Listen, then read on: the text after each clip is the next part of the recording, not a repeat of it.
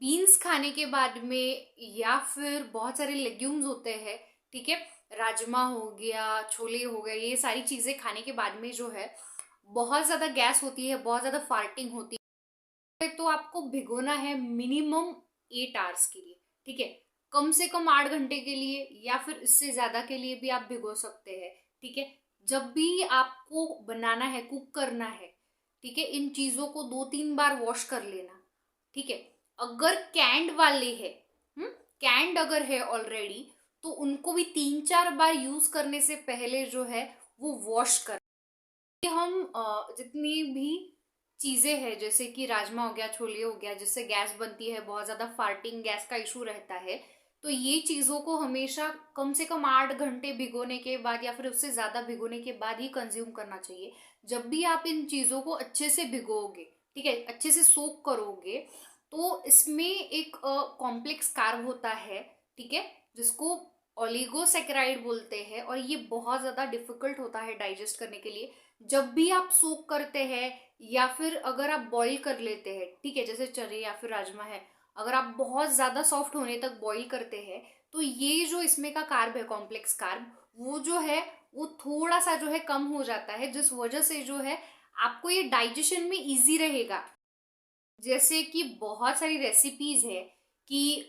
इसमें हम जीरा यूज करते हैं या फिर जो है सौंफ यूज करते हैं, तो ये सारी जो चीजें हैं ये डाइजेशन में मदद करती है नेचुरली। तो अगर आप ये ऐड करते हो, ठीक है, तो सब्जी जो है ऑटोमेटिकली जो है इजीली डाइजेस्ट हो जाएगी। आपको अगर फॉर एग्जाम्पल कोई ऐसी बीन है या फिर कोई ऐसे लेग्यूम है जो आपको नहीं सहन हो रहे, ठीक है, आप नहीं खा सकते हो, बहुत ज्यादा गैस होती है, तकलीफ होती है, तो आप क्या करना कि बहुत सारे अलग अलग एक्सपेरिमेंटेशन करके देखना, ठीक है, आप चेंज करके देखना, कभी छोले है, कभी राजमा है, कभी मूंग है, या फिर ऐसे चेंज करते रहना हमेशा। हमेशा खाना खाते समय अगर आप स्ट्रेस लेवल जो है वो कम कर देते हैं, तो इस वजह से क्या होगा कि जो सर्कुलेशन है वो प्रॉपर आपके डाइजेस्टिव सिस्टम पर जाएगा, जिस वजह से जो है आपका खाया हुआ जो खाना है वो अच्छे से डाइजेस्ट होगा, पाचन अच्छा रहेगा। ऐसे भी इशू रहता है कि खाना खाते समय बात नहीं करनी चाहिए, ठीक है, अभी ये तो हम बचपन से सुनते ही आ रहे हैं, बट इसके पीछे जो रीजन है, जो कारण है, वो ऐसा है कि हम बात करते हैं, जिस वजह से जो है अच्छे से च्यू नहीं करते या फिर चबाते नहीं है खाने को। अगर आप अच्छे से खाने को चबाओगे नहीं, तो जो है वो अच्छे से डाइजेस्ट नहीं होगा, और आधा डाइजेस्ट होके ही वो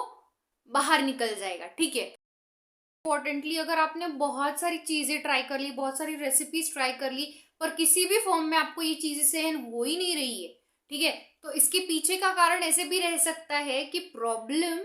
खाने में नहीं है, प्रॉब्लम आपकी गट में है, ठीक है, मतलब आपकी आते जो है, जो फ्लोरा हम कहते हैं, ठीक है, इंटेस्टिनल गट में